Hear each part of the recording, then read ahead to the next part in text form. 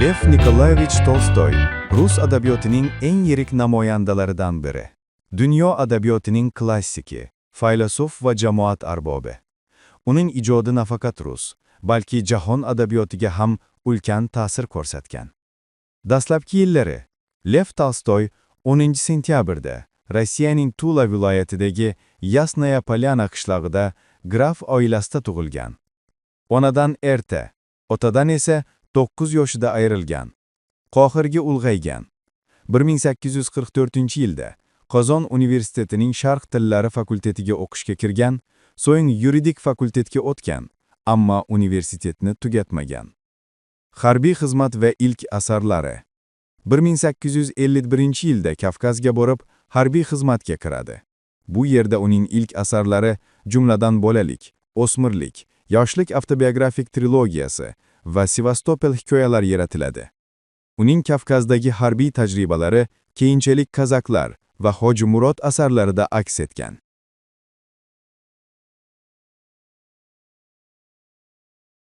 Diniy falsafiy izlanishlari. Tolstoy ijodining ikkinchi yarmida diniy falsafiy izlanishlarga berilib ketgan. Uning E'tirof, Mening e'tiqodim nimadan iborat, Tirik murda, Kreyser sonatasi kabi asarlari diniy, axloqiy va ijtimoiy muammolarni ko'tarib chiqqan. U cherkov va davlatni tanqid qilgan, zo'ravonlikka qarshi chiqqan, yovuzlikka zo'ravonlik bilan qarshilik ko'rsatmaslik g'oyasini targ'ib qilgan. Bu g'oyalar Tolstoychilik deb ataluvchi diniy axloqiy aqimga asos solgan.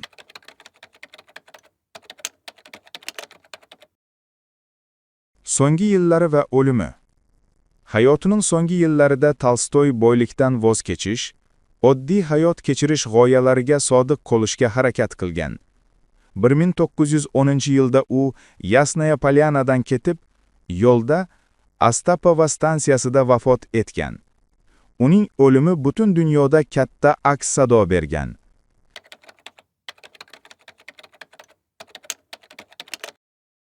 Realizm. Tolstoy realizmning eng yorqin namoyandalaridan biri bo'lib, inson psixologiyasini chuqur tahlil qilgan. Personajlarning ichki dunyosini mahorat bilan ochib bergan. Falsafiy mushohadalar. Uning asarlarida hayotning ma'nosi, o'lim, sevgi, baxt, dinga munosabat kabi falsafiy savollar markaziy o'rin tutadi. Axloqiy qadriyatlar. Tolstoy ijodida insoniylik, vijdon, adolat, rahm-shafqat kabi axloqiy qadriyatlar ulug'langan. Ijtimoiy tanqid. U Rossiya jamiyatidagi adolatsizliklar, tabaqaviy ziddiyatlar, urushlarning dahshatlarini ochiq tanqid qilgan. Yovuzlikka zo'ravonlik bilan qarshilik ko'rsatmaslik. Bu g'oya uning falsafiy qarashlarining markazida turadi va keyinchalik Mahatma Gandhi kabi arboblarga ta'sir ko'rsatgan.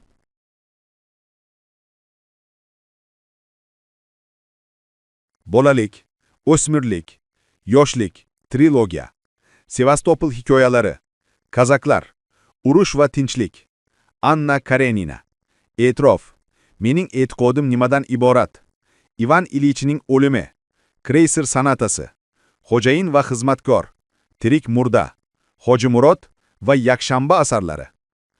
Lev Tolstoy nafaqat buyuk yozuvchi, balki o'z davrining eng ta'sirchan ziyolilaridan biri bo'lgan. Uning asarlari bugungi kunda ham dolzarbligini yo'qotmagan va dunyo bo'ylab millionlab o'quvchilarni hayratga solishda davom etmoqda.